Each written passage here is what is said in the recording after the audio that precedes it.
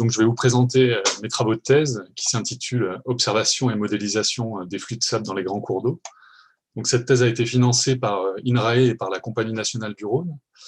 Elle a été préparée sous la direction de Benoît Kamenen et Jérôme Lecause dans l'équipe hydraulique des rivières de l'unité Riverly à Villeurbanne. Elle s'inscrit dans les travaux de l'OSR et elle a fait l'objet d'une collaboration avec l'USGS à Flagstaff en Arizona. C'est une thèse de l'Université de Lyon et de l'école doctorale MEGA. Donc, les grands cours d'eau sont caractérisés par des hauteurs d'eau importantes et une pente relativement faible. Le sable, quant à lui, est formé de particules minérales d'un diamètre médian de 63 microns à 2 mm. Donc, ces particules sont produites par les processus d'érosion des sols. Le sable érodé dans les bassins versants est transporté depuis toujours dans les cours d'eau jusqu'aux océans, comme ici sur le Colorado près de Desert View. Cependant, ce transport a été déséquilibré lorsqu'on a commencé à réguler et exploiter les cours d'eau.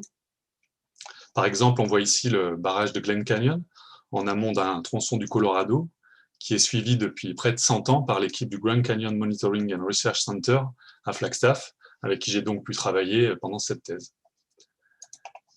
Ils ont mis en évidence que le Colorado, en aval du Glen Canyon, avait perdu 94% de ses apports sédimentaires depuis la construction du barrage. Sivitsky, dans un article de Science, estime à 20% la part de sédiments retenus par les barrages au niveau mondial par an. Donc, il faut savoir que le sable est la troisième ressource exploitée par l'homme sur la Terre, après l'air et l'eau, principalement pour la construction. L'exploitation des sables dans les cours d'eau et les océans, associée au dérèglement climatique, entraîne une érosion généralisée des côtes et des plages de sable. On voit ici sur cette carte des projections de l'érosion des plages de sable jusqu'en 2100, donc dans une étude publiée dans Nature Climate Change. Donc les conclusions sont assez pessimistes sur le devenir de nos côtes de sable.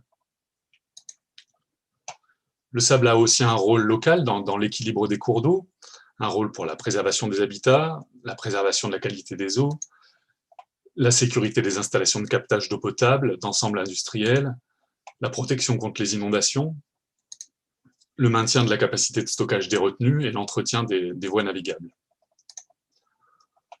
Pour répondre à ces enjeux, il faut des données, des mesures fiables, avec incertitude, pour évaluer les flux. C'est la problématique de cette thèse. Donc on va évaluer le flux de sable, qui est la masse de sable qui passe à travers une section de cours d'eau par unité de temps. Donc le flux de sable à un instant donné est ce qu'on va appeler un jaugeage solide. Donc je schématise ici une section de cours d'eau perpendiculaire à l'écoulement, avec la largeur en abscisse, l'altitude en ordonnée. Donc ce croquis schématise une section du Rhône. Il reviendra plusieurs fois dans la présentation pour illustrer différents concepts. Pour calculer un flux solide de sable, on va utiliser cette formule générale. On va supposer que les particules se déplacent à la même vitesse que l'eau. Pour simplifier, on va considérer des moyennes temporelles de vitesse et de concentration. Donc on calcule donc le flux solide grâce à une intégration sur la hauteur et la largeur du produit des concentrations et des vitesses. La présence de particules en suspension dans cette section, elle va dépendre des apports du bassin versant et des forces en présence pour mobiliser les particules. On va parler de la capacité de transport de la section, c'est-à-dire des conditions hydrauliques et sédimentaires qui permettent de mobiliser le sable et de le mettre en suspension. Donc les sédiments vont être transportés de différentes façons. On va parler des modes de transport des sédiments. On différencie plusieurs modes de transport. D'abord le transport par charriage, ou la charge de fond, qui concerne les graviers, les sables, des particules plutôt grossières, qui peuvent être mesurées par exemple avec ce type de préleveur, un préleveur L. Smith, qui va capter une partie du flux pendant un temps d'exposition donné sur une ou plusieurs verticales. Il y a aussi la suspension fine qui concerne les limons, les argiles, les particules fines inférieures à 63 microns de diamètre médian, qui est apportée par l'amont, est supposée homogène, elle est constituée donc de particules fines, et on peut la mesurer avec ce genre de sonde, des sondes turbidimétriques. Moi, je vais m'intéresser à la suspension graduée, qui concerne les sables et les limons grossiers, qui vont être de plus en plus concentrés et de plus en plus gros, plus en diamètre, plus on va descendre au fond de la section. Donc, pour mesurer cette suspension graduée, on va devoir prélever plusieurs échantillons par verticale en différents points de la section. Pour donner des ordres de grandeur, on va trouver sur le Rhin, dans le nord de l'Allemagne, 95% de transport en suspension, dont 16% de sable. Sur la Fraser River à Mission au Canada, on va trouver 82% de transport en suspension, dont 32% de sable. Pour calculer le jaugeage solide, comme on ne connaît pas les valeurs de concentration et de vitesse en tout point, on va devoir simplifier l'équation de calcul de flux, et pour cela, il existe plusieurs méthodes, basées notamment sur les travaux de l'USGS et de la norme ISO 4363. Donc, ces méthodes sont basées sur des mesures de vitesse au moulinet, qui permettent d'explorer plusieurs points de la section, mais c'est une méthode qui est relativement longue et fastidieuse, surtout pour les grands cours d'eau. Pour les mesures de concentration, on va effectuer des prélèvements dans la section, on pourra ensuite calculer le flux, en discrétisant la formule générale en une somme des débits de sable dans les sous-sections correspondantes aux différents prélèvements. On va maintenant voir comment prélever. Il faut savoir que les premiers prélèvements en rivière pour la mesure du flux de sédiments ont probablement eu lieu au début du XVIIIe siècle. Elles sont rapportées par Nicolas Hartsocker, un physicien néerlandais, et Henri Gauthier, un des premiers inspecteurs des ponts et chaussées du Royaume de France sous Louis XIV. Donc on s'inquiétait à l'époque de l'érosion des continents et de leur disparition progressive.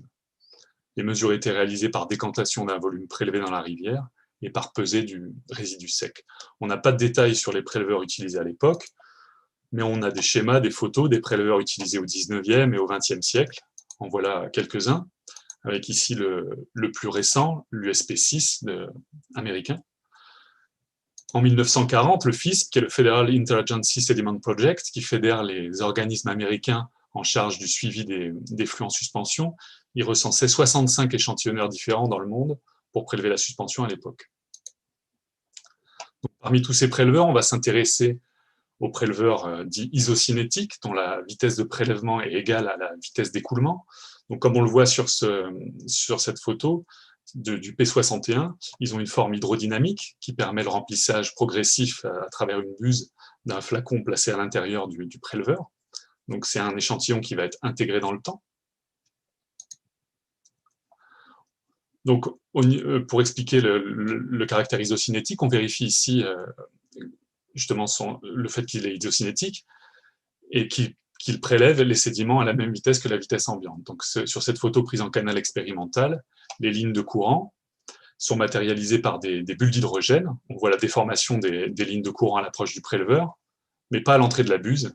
Donc, on vérifie ici que le fonctionnement isocinétique du préleveur P61. Donc, pour illustrer ce caractère isocinétique, je schématise ici une buse de préleveur, donc les lignes de courant. Avec les lignes de courant, le point rouge est une particule de sable. On voit ici qu'on prélève l'eau et les sédiments à la même vitesse que la vitesse ambiante.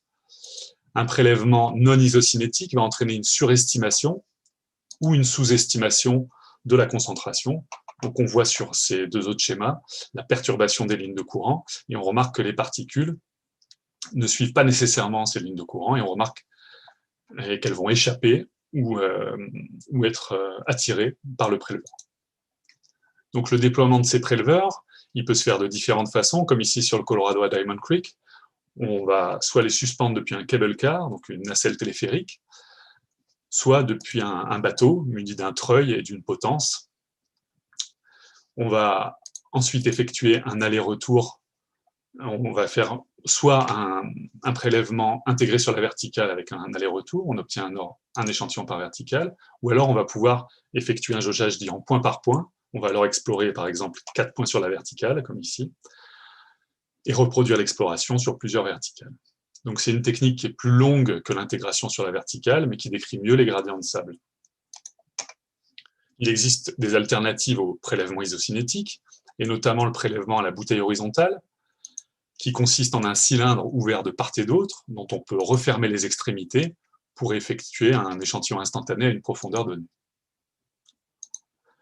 Pour déployer les bouteilles horizontales, on va utiliser la technique dite du bateau dérivant. Donc on va se positionner en amont du transect à explorer, on va lancer le préleveur, puis se laisser dériver pour attendre que le câble soit vertical. On va ainsi échantillonner un certain nombre de points dans la section. Ce qui amène à la première question que je me suis posée dans cette thèse, qui est comment optimiser la mesure de la suspension graduée de sable, sachant que cette suspension n'est pas homogène dans la section et qu'on a plusieurs types de préleveurs qu'on peut utiliser. Donc on va notamment étudier les principales sources d'erreurs qui s'expriment en fonction du protocole de mesure de terrain. Donc la norme préconise, comme je le disais, l'utilisation des moulinets hydrométriques pour la mesure des vitesses dans la section, mais ces moulinets ont été remplacés depuis quelques années par un instrument acoustique, l'acoustic Doppler Current Profiler, que l'on voit ici, déployé en bateau sur le Rhône à Pirimont. Donc il permet de mesurer les vitesses. On va effectuer des traversées du cours d'eau. On peut le déployer aussi depuis un pont ou un drone aquatique radiocommandé ou tracté. Ils permettent d'obtenir une mesure presque complète du champ de vitesse dans la section, comme on le voit ici. Donc le capteur est déployé en travers de la section et on va mesurer les vitesses au fur et à mesure du passage. J'y reviendrai. On va voir si on peut utiliser cette quantité de données de la DCP pour calculer le jaugeage solide et voir s'il peut apporter de nouvelles informations par rapport aux approches basées sur les mesures par moulinet. Ce qui amène à une deuxième question qui est comment améliorer le calcul de flux solide à travers la section. Pour cela, on va développer une méthode de calcul de flux permettant d'exploiter les données de profondeur et de vitesse haute résolution de la DCP. Le jaugeage solide va nous fournir un flux à un instant donné, mais ce qu'on veut, ce sont des bilans de volume, et pour ça, on va avoir besoin d'estimer en continu les flux de sable. Alors pour ça, on a actuellement deux solutions, soit les mesures acoustiques multifréquences en continu, qui permettent de mesurer les concentrations et la granulométrie du sable en continu, donc on place des ADCP en berge, et ils vont mesurer en continu une partie de l'écoulement. Donc ces méthodes ont été développées, notamment sur le Colorado, par l'équipe de David Topping à l'USGS à Flagstaff. Moi, je vais utiliser une autre technique, la technique des courbes de tarage sédimentaire. Donc, on va construire une relation entre le débit liquide, ici en abscisse, et le flux solide de sable. Ce type de relation implique l'hypothèse que les apports amont sont suffisants. Donc, on va ensuite combiner cette information avec un hydrogramme, donc le débit en fonction du temps, pour obtenir un flux de sable en fonction du temps. Donc la troisième question qu'on se pose alors, c'est comment construire des courbes de tarage sédimentaire pour estimer les bilans de flux de sable assortis de leur incertitude. Donc on va chercher à utiliser un modèle de courbe de tarage avec une base physique et une méthode de calage probabiliste afin de quantifier et réduire l'incertitude sur ces flux de sable. Donc voilà les trois questions que je viens d'énumérer et qui vont constituer les trois parties de ma présentation. Donc comment optimiser la mesure de suspension graduée de sable, comment améliorer ce calcul de flux solide à travers la section, et enfin comment construire les courbes de tarage sédimentaire pour estimer des bilans de flux de sable assortis de leur incertitude. On va s'intéresser maintenant à la première question. On va étudier plus précisément les préleveurs. Donc on va utiliser un préleveur isocinétique, le préleveur P61, déployé ici à Diamond Creek sur le Colorado, et une bouteille horizontale déployée ici sur la Saigon River au Vietnam. Donc il y a des avantages et des inconvénients à l'utilisation de ces deux types de préleveurs, notamment la prise en compte ou pas des fluctuations naturelles en vitesse et en concentration, la facilité de mise en œuvre, le volume prélevé, le coût des préleveurs, le coût des analyses également. Mais l'inconvénient commun à ces deux techniques, c'est la non prise en compte de la zone proche du fond du cours d'eau, où on sait que le transport est important. Donc on va étudier les incertitudes liées au prélèvement. Donc je rappelle ici que la valeur vraie d'une mesure n'est jamais connue, et que l'incertitude représente l'intervalle de confiance qu'on va donner à une valeur estimée de cette mesure. Et l'erreur, quant à elle, représente l'écart entre la valeur vraie qui reste inconnue et la valeur mesurée. Donc je vais présenter quelques résultats sur l'étude des erreurs, notamment les erreurs sur le positionnement vertical du préleveur, les erreurs liées aux analyses en laboratoire, les erreurs liées au type de préleveur utilisé, et enfin les erreurs liées au nombre et à la position des points de mesure. Donc ici, on compare les deux préleveurs en les exposant successivement aux mêmes positions dans la colonne d'eau, donc dans une section du Colorado à Diamond Creek, et on répète l'opération 3 fois pour chaque position de profondeur. Donc on obtient ces résultats. Donc je présente ici les concentrations moyennes en sable aux différentes profondeurs, donc avec la concentration en abscisse, la profondeur en ordonnée. Donc en bleu, on a les données du préleveur P61 isocinétique, et en orange, celle de la bouteille horizontale. Donc on voit bien une augmentation de la concentration avec la profondeur. On voit que l'incertitude est supérieure pour la bouteille horizontale que pour le P61, ce qui est dû à une plus grande dispersion des répétitions de mesure aux mêmes profondeurs.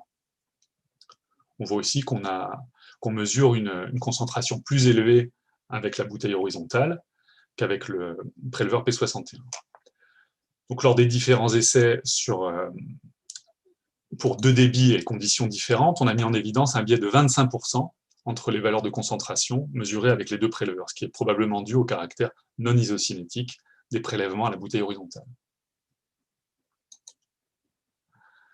Maintenant, je vais quantifier les erreurs sur la position verticale du prélèvement. Donc, je compare ici la consigne de profondeur donnée par l'opérateur, qui est indiquée sur le câble porteur du préleveur, et la mesure réelle de profondeur effectuée avec un capteur de pression ponctuel fixé à la bouteille horizontale.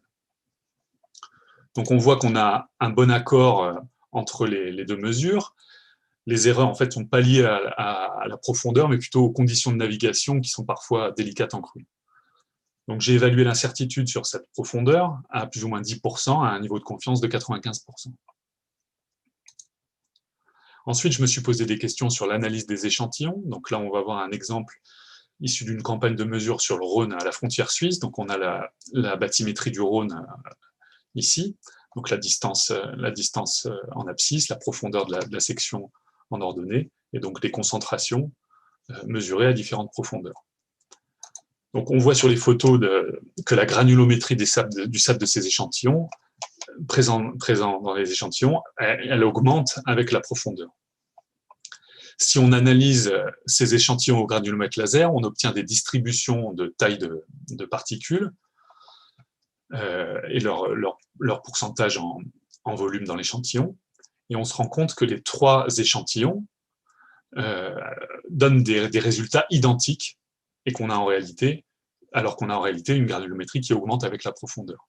Donc on a ici la limite à 63 microns du sable. Donc à l'analyse granulo-laser, on voit quasiment pas de sable alors qu'on voit qu'il augmente en réalité. Donc je me suis rendu compte en tamisant ces échantillons que c'est le sous-échantillonnage qui causait cette erreur, car on sous-échantillonne une petite partie de l'échantillon pour effectuer la mesure granulométrique.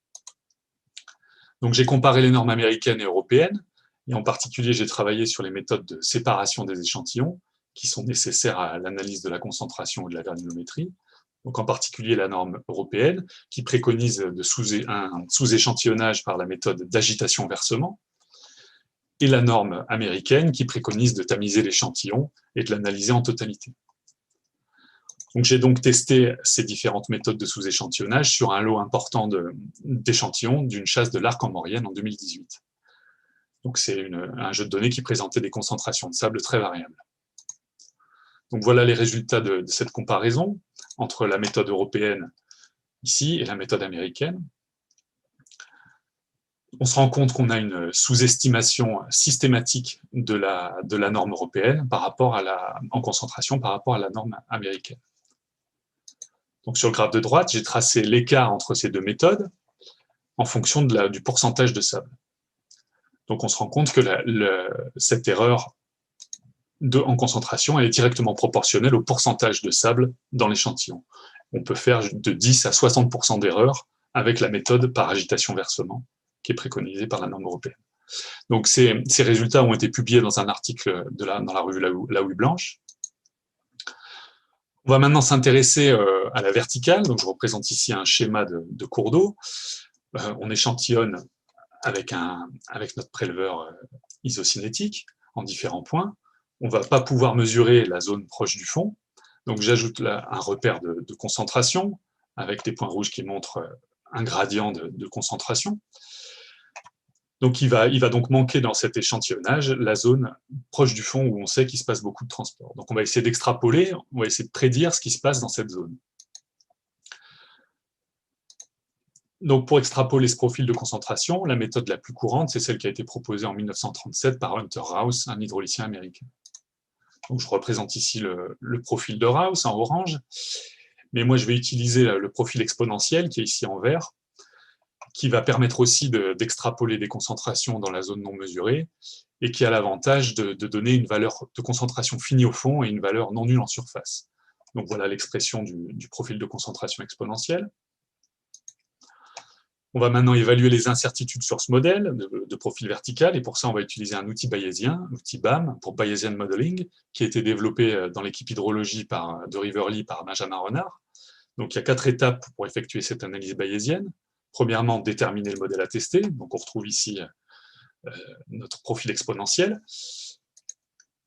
On va spécifier les a priori sur les paramètres et leur distribution d'incertitude, donc le paramètre, la concentration de référence CR et le coefficient alpha. Ensuite, on va quantifier les incertitudes sur les observations, donc qui sont nos mesures par préleveur. Et le simulateur va générer ensuite un jeu de paramètres les plus probables et le profil le plus probable avec son enveloppe d'incertitude. Donc on retrouve ici le profil le plus probable et son enveloppe d'incertitude en pointillé. Donc voilà quelques résultats de cette étude bayésienne, avec un jeu de données de la comparaison à Diamond Creek, donc pour la bouteille horizontale, ici, et pour le préleveur isocinétique. Donc on voit que l'incertitude totale, donc on a le profil vertical en trait plein orange, son enveloppe d'incertitude en trait pointillé orange. Donc on a toujours la profondeur d'eau en ordonnée et la concentration en sol en abscisse. Donc on voit que l'incertitude totale est plus favorable dans le cas de l'utilisation du préleveur isocinétique. On voit aussi que les incertitudes des observations sont plus grandes pour chaque échantillon à la bouteille horizontale. Donc ce qui est dû au fait qu'on observe plus de dispersion sur les répétitions d'échantillons avec la bouteille horizontale. Donc on confirme ici que les incertitudes sont plus grandes avec les bouteilles horizontales. On remarque aussi qu'on retrouve le biais dont on parlait tout à l'heure, et on a des concentrations avec des concentrations plus fortes mesurées avec la bouteille horizontale. Donc on obtient une quantification de l'incertitude en tout point du profil modélisé, ainsi que la concentration moyenne sur la verticale et son incertitude. On va s'intéresser ensuite au nombre de points sur la verticale et à son impact sur l'incertitude du profil. On commence avec un profil généré avec 2 observations seulement. Donc on a une enveloppe d'incertitude qui est assez grande. On ajoute 2 observations, on augmente le nombre de points, et on se rend compte que l'incertitude totale, elle va baisser si on augmente le nombre de points. Par contre, dans le dernier exemple, on va rajouter encore 2 points intermédiaires, mais on va enlever le point le plus bas. Et donc on voit qu'on va dégrader l'incertitude par rapport au cas précédent. Donc c'est le cas aussi pour la concentration moyenne sur la verticale. Donc on met en évidence ici 2 choses, donc l'importance du nombre de points et l'importance des points du fond et de surface. Donc cette stratégie d'évaluation des incertitudes avec BAM, elle permet de tester de nombreuses configurations et elle peut permettre d'optimiser la stratégie d'échantillonnage en déterminant les combinaisons de positions qui réduisent au maximum les incertitudes. Donc on revient sur les objectifs de la thèse. On a identifié les limites de nos échantillonneurs. On a vu que la bouteille horizontale donnait des résultats aux incertitudes plus importantes. On a vu aussi que la méthode par tamisage était indispensable avant de faire un sous-échantillonnage correctement en présence de sable. Enfin, on a vu l'importance des échantillons de fond pour réduire l'incertitude sur le profil de concentration résultant. On va maintenant voir comment on calcule un jaugeage solide et comment on va prendre en compte les données des profils verticaux de concentration et les mesures ADCP pour calculer un jaugeage solide. Donc on a vu que pour la mesure du débit liquide et des vitesses, on utilise la DCP. Ici, il est positionné avant un déploiement sur le Colorado. Il va permettre de mesurer les vitesses dans une grande partie de la section. Donc au fur et à mesure de la traversée, donc la DCP mesure les vitesses, c'est ce que je disais, sous forme d'une grille. Donc là aussi, il va falloir extrapoler des valeurs au-delà de la zone mesurée. Donc on voit qu'on a des parties non mesurées sur les berges, au fond et en subsurface. Donc pour extrapoler ces vitesses, on va utiliser un profil théorique, le profil puissance, dont l'expression est ici. Donc on utilise ce profil puissance parce que c'est celui qui est utilisé dans les logiciels de post-traitement ADCP pour extrapoler les vitesses près du fond et en subsurface. Donc ici, on a toujours la profondeur d'eau. Là, c'est l'intensité des vitesses. Les vitesses ADCP moyennées sur quelques ensembles sont les cercles. Et les traits pleins et pointillés sont des ajustements puissance sur ces mesures de vitesse. Donc on voit qu'on va pouvoir extrapoler au fond et en subsurface. Donc, je rappelle ici l'équation théorique qui nous permet le calcul du jaugeage solide. On va discrétiser cette équation pour pouvoir utiliser les données ADCP. Donc, on va donc utiliser la structure des données ADCP pour développer 3 méthodes de calcul alternatives de jaugeage solide. Donc, dans la grille ADCP, on considère pour chaque cellule I, qu'on voit ici, une concentration et un débit. Donc, on va calculer le flux pour chaque cellule dans cette partie mesurée, et on va faire la somme de ces flux. Ensuite, on fait la même chose au fond et en surface, avec les valeurs extrapolées, et enfin sur les bords, avec les parties non mesurées en berge. Donc, j'ai adapté la méthode normalisée pour pouvoir utiliser les données ADCP. Et donc, j'ai appelé cette approche ici Nearest Neighbor. Donc, on a ici 3 verticales, avec 4 échantillons par verticale, les échantillons sont en violet. Donc, on va effectuer on va affecter à chaque cellule ADCP, la concentration de l'échantillon le plus proche, mesuré par prélèvement, donc ce qui donne ces sous-sections de concentration homogène. Donc, on voit que c'est une approximation importante. En combinant le débit ADCP et cette concentration, on obtient la répartition des flux dans la section. Donc, je vais présenter des graphiques de ce type qui sont... donc là, les cellules ne représentent pas les cellules ADCP qui sont plus petites et plus irrégulières. Les résultats sont interpolés pour une meilleure lisibilité des graphiques. Donc, on obtient des résultats de flux avec cette méthode très proches de ceux de la méthode standardisée. Et donc, on va voir maintenant comment améliorer l'intégration verticale et latérale des concentrations. Donc, pour la méthode qui prend en compte l'intégration verticale, on va combiner les données ADCP qu'on retrouve ici, donc avec le profil puissance pour 3 verticales.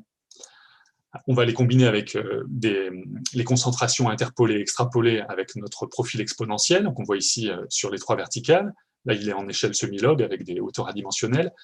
Et on obtient ensuite des profils unitaires de flux pour chaque ensemble ADCP, avec une extrapolation de la zone proche du fond et de la zone de subsurface. Pour la 3e méthode, avec intégration latérale, on va calculer des profils de concentration sur la largeur de la section. Donc on retrouve encore notre profil exponentiel. Donc sur la base de la formule de Kamenen et Larsson de 2008, on considère que la concentration de référence CR est proportionnelle à la contrainte locale.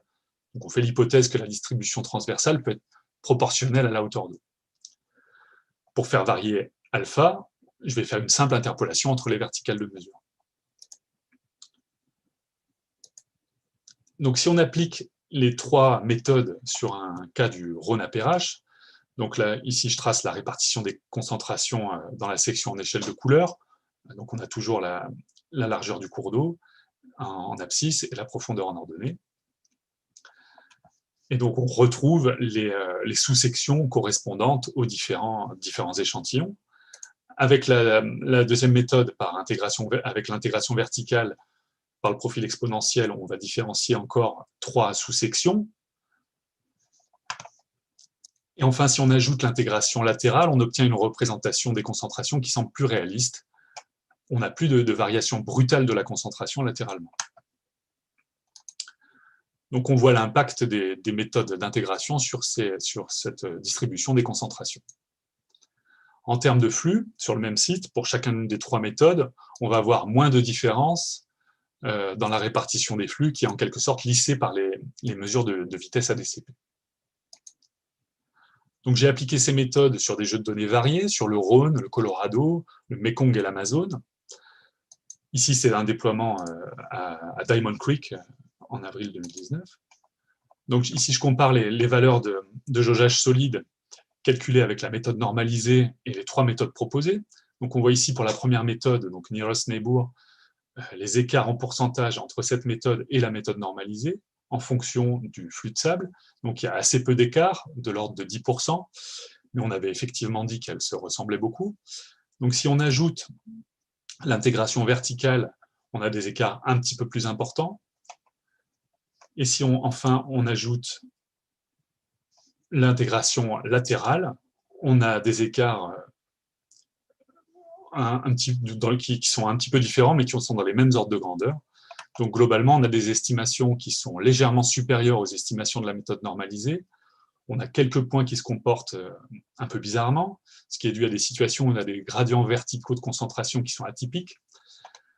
Donc je m'attendais à trouver plus d'écart et peut-être un biais positif entre la méthode normalisée et ces nouvelles méthodes, qui prennent en compte plus finement la zone proche du fond, mais les écarts restent modestes. Par contre, il y a des situations où les écarts sont toujours assez importants, donc ça vaut le coup de continuer à étudier ces méthodes dans d'autres situations.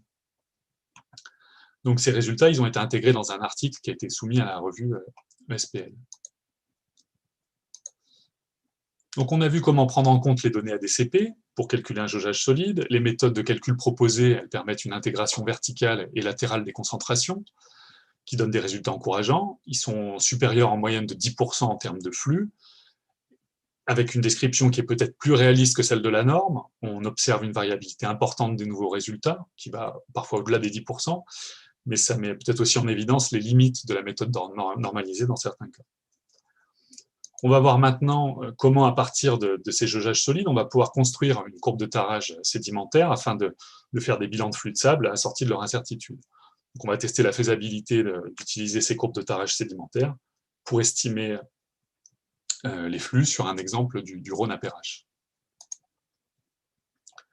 Donc on va se poser la question du choix du modèle de courbe. On va tester ici deux modèles, un modèle empirique et un modèle à base physique. Pour évaluer les résultats de ces modèles, on va avoir besoin d'un jeu de données réel de jaugeage solide. Donc je vais utiliser comme jeu de données réelles les données que j'ai acquises au début de la thèse sur le Rhône à Perrache, avec les collègues du pôle mesure physique, qu'on voit ici, et l'équipe du CACO, à la CNR. Donc là, on voit les collègues de l'école du pôle mesure physique sur le transect du Rhône à Perrache. Donc je dispose dans ce jeu de données de 9 jaugeages solides qui ont été réalisés sur site à différents débits et qui combinent des mesures ADCP et des prélèvements à la bouteille horizontale. Donc parmi ces mesures, on a 6 jaugeages qui sont issus du suivi d'une crue exceptionnelle du Rhône en janvier 2018. Donc voilà l'hydrogramme de cette crue. Donc on retrouve le débit liquide en fonction du temps. Et les points rouges correspondent aux valeurs des jaugeages ADCP. Donc on voit qu'on a atteint pour cet événement une pointe à 2700 m3 par seconde pendant la deuxième phase de la crue, qui est un débit quasi décennal. Donc j'ai pu observer les conséquences de cet événement en termes de transport de sable sur le Rhône en aval de Lyon. Donc on voit ici les photos de dépôts de sable en aval du barrage de Pierre-Bénite. Donc on peut penser que les manœuvres du barrage pendant cet événement ont visiblement permis le transit d'une grande quantité de sable, vu ce que j'ai pu observer sur ce tronçon. Donc ces quantités de sable, elles sont très mal connues sur le Rhône, elles posent des problèmes de gestion dans le chenal de navigation, par exemple dans la traversée de Lyon, où les péniches qui sont stationnées en rive gauche se retrouvent régulièrement ensablées, ou alors à la confluence avec l'Isère, où les apports de l'Isère ont plusieurs fois eu des conséquences sur la navigation dans le secteur. Donc on va d'abord construire une courbe de tarage de sable de manière empirique. Donc on s'inspire ici des travaux en hydrométrie. On va prendre un modèle de courbe de tarage sous forme d'une loi puissance. Donc on fait l'hypothèse d'un modèle de transport du sable en suspension avec comme entrée le débit liquide, ici QW. Et donc on va faire une analyse bayésienne. Donc on suit encore les mêmes étapes. On va quantifier les incertitudes sur les jaugeages solides, puis on va paramétrer le modèle pour obtenir des valeurs des différents paramètres, θ1, θ2, θ3, avec le simulateur bayésien. Donc BAM va permettre de générer la courbe de tarage la plus probable parmi les tirages. Donc voilà la courbe de tarage de sable et son enveloppe d'incertitude. Donc voilà la courbe de tarage la plus probable en très plein, l'incertitude en pointillé et les observations en bleu avec leur incertitude. Donc on a le débit de sable en ordonnée et le débit liquide en abscisse. Donc on voit que les incertitudes sont assez importantes pour ce modèle, mais c'est déjà bien d'avoir une enveloppe d'incertitude. On va ensuite essayer cette méthode de courbe de tarage avec une formule par capacité de transport. Donc pour ça, on doit faire l'hypothèse que la capacité de transport est atteinte pour le site étudié. Donc ce site de Perrache, il a la particularité d'être influencé par le barrage de Pierre-Bénite. Donc sur ce schéma, qui est schématisé ici, donc on met en évidence le caractère non univoque de la relation entre la hauteur qui va être mesurée à une station et le débit. Donc c'est dû à l'influence aval du barrage en fait. Donc on va devoir prendre en compte dans notre modèle ces deux variables, la hauteur et le débit. Donc on est ici dans un cas particulier d'un tronçon influencé par un barrage, ce qui est relativement courant pour le Rhône, mais qui n'est pas généralisable à toutes les situations. Donc comme modèle, on va prendre la formule de Engelund et Hansen de 1967, qui est une formule de transport total, calibrée pour le sable. On va l'exprimer avec nos deux entrées, donc la hauteur d'eau et le débit, et 4 paramètres qui représentent les a priori, qui sont ici des différents termes de la formule de Engelund et Hansen. Donc ces paramètres et a priori et leur propre distribution d'incertitude sont estimés à partir des paramètres physiques et des conditions du site. Donc on effectue l'analyse bayésienne pour déterminer cette nouvelle courbe de Tarrage, et donc je la représente ici. Donc c'est ce modèle à double entrée, donc on a toujours le débit de sable en ordonnée et le débit liquide en abscisse, et donc les couleurs correspondent à des gammes de hauteur d'eau. Et donc on a aussi l'enveloppe d'incertitude. On voit ici qu'on réduit l'incertitude par rapport à la loi sans base physique. Donc les couleurs correspondent à des gammes de hauteur d'eau. Je ne sais pas si et donc on voit qu'on réduit les incertitudes. Donc maintenant qu'on a une courbe de Tarrage sédimentaire avec incertitude, on va la combiner à notre hydrogramme. Et ça va nous permettre de calculer un bilan de flux qu'on va propager ensuite jusqu'au bilan. Donc c'est ce qu'on fait, on calcule donc le flux en continu et son incertitude au niveau de confiance 95% sur le Rhône apérage. Donc on obtient un flux de sable, donc là c'est le flux de sable et le temps, en continu, donc on obtient, et on retrouve ici donc les deux phases de la crue. Donc ce flux en continu, il va nous permettre de calculer un bilan de volume pour cette crue de janvier 2018. Donc on obtient ce premier bilan, donc qui est de 175 000 tonnes de sable avec son incertitude. Donc on a testé la faisabilité d'utiliser des courbes de Tarrage sédimentaire simples ou par capacité, donc sur cet exemple du Rhône apérage, et on a pu estimer un premier bilan de flux de sable pour l'événement de janvier 2018 avec des incertitudes. Donc on arrive à la conclusion de cette présentation. Donc si on résume schématiquement ce travail, on a utilisé des mesures ADCP, un échantillonnage distribué adapté, des méthodes d'extrapolation verticale et latérale. On a aussi choisi une méthode d'analyse des échantillons appropriés. Donc on obtient un débit, concentration, une méthode de calcul qu'on intègre dans un programme que j'ai fait en R, qui permet d'obtenir un jaugeage de sable en suspension. Et c'est à partir de ces jaugeages solides, on va vérifier la cohérence de l'utilisation de la courbe de Tarrage sédimentaire pour estimer un flux en continu. Donc, si on revient sur les conclusions de la première partie de la présentation, l'objectif était d'identifier les principales sources d'incertitude liées au prélèvement et aux analyses. Donc, on a vu l'importance du tamisage préalable de l'échantillon. Donc, on a vu qu'on pouvait faire de 10 à 60% d'erreurs par agitation-versement. On a vu que les bouteilles horizontales, qui s'appellent aussi Van Dorn ou Niskin, engendrent des échantillons aux concentrations supérieures à ceux issus des préleveurs isocinétiques, mais on a vu que les flux restaient cohérents. On a vu l'importance des points de surface et du fond pour le calage des profils de concentration et la réduction des incertitudes. Donc, comme perspective sur ce premier volet de la thèse, on va systématiser les analyses de matière en suspension avec un tamisage préalable, quand on a des suspensions de présence de sable, continuer à travailler sur le prélèvement avec l'utilisation de préleveurs isocinétiques, comme ici à Beaumont-Monteux sur l'Isère, et aller plus loin pour optimiser les protocoles de prélèvement avec l'outil BAM. Sur le second volet de la thèse, sur les jaugeages solides, j'ai pu développer un outil de dépouillement automatique des données qui est donc issu des prélèvements et des mesures ADCP. Donc, grâce à cet outil, on obtient une spatialisation des concentrations et des flux dans la section. Et on a vu que les méthodes d'intégration verticale et latérale, elles donnent des résultats légèrement supérieurs en termes de flux, 10% en moyenne, mais jusqu'à 30% d'écart. Donc on a moins d'impact que supposé au départ. Et la méthode a été testée sur des situations variées. Donc comme perspective d'amélioration sur cette méthode, Donc, on pourrait améliorer l'interpolation et l'extrapolation de la concentration de référence et du coefficient alpha, en mesurant par exemple la vitesse apparente du fond, en utilisant un ADCP couplé à un DGPS.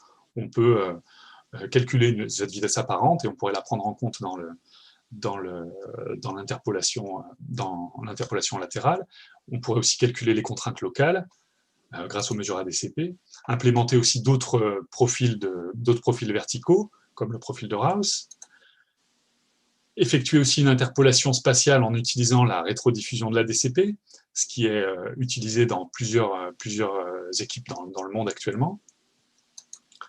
Intégrer cet outil dans un logiciel opérationnel comme Sediment Transect Acoustic ou QRev de l'USGS. Sur la troisième partie, sur les courbes de tarage sédimentaire, on a vu qu'on a pu utiliser un jeu de données d'une crue importante sur le Rhône. On a étudié la faisabilité de construire des courbes de tarage sédimentaire avec incertitude pour estimer les flux de sable en suspension sur le Rhône. Et on a vu l'importance de la section de mesure pour l'application des méthodes par capacité de transport. Donc ça, c'est un point que je n'ai pas pu détailler, mais je n'avais pas le temps dans la présentation. Et puis on a pu faire ce premier bilan de flux de sable sur le Rhône pour la crue de janvier 2018. Donc comme perspective sur ce volet, on va continuer les jaugeages solides pour vérifier les limites de ces relations, faire des bilans peut-être sur des plus longues périodes, tester d'autres formules par capacité pour voir si certaines permettent de réduire les incertitudes, et puis étendre ce suivi sur d'autres sites d'intérêt, comme sur l'Isère, avec la thèse de Jessica Leible qui vient de démarrer en novembre. On va donc mesurer les flux de sable sur l'Isère. En perspective plus générale, donc cette thèse aura permis également de construire une collaboration avec l'USGS à Flagstaff, mais aussi à travers d'autres rencontres pendant mon séjour aux États-Unis, notamment au congrès du FISP, Federal Intelligence Sediment Project. Et voilà, j'espère que cette collaboration se poursuivra. Elle se poursuit au travers d'un projet de station sur l'Isère, en collaboration avec EDF, la CNR et l'IGE, où on va mettre en place une station multifréquence sur l'Isère à Grenoble, et puis mettre en place une politique de jaugeage solide directement inspirée de la collaboration avec l'USGS. Aussi des projets de campagne de mesure avec l'IRD, d'abord sur le Rhône, pour tester de nouveaux instruments, de nouveaux déploiements. Et puis on attend aussi l'APAVER 2021, donc qui est l'accompagnement par la CNR de la chasse des barrages suisses du Rhône, donc qui est toujours un événement important au niveau du transport sédimentaire sur le Haut-Rhône. Et enfin, on s'intéresse beaucoup en ce moment au sable, en particulier sur le Rhône, notamment dans le nouveau programme OSR, le OSR 6, qui va démarrer. Donc voilà, merci à tous ceux qui m'ont fait confiance pour cette thèse, à INRAE, à la CNR, à l'USGS, à l'université. Merci à Jérôme et Benoît qui m'ont permis de me lancer dans cette aventure et qui m'ont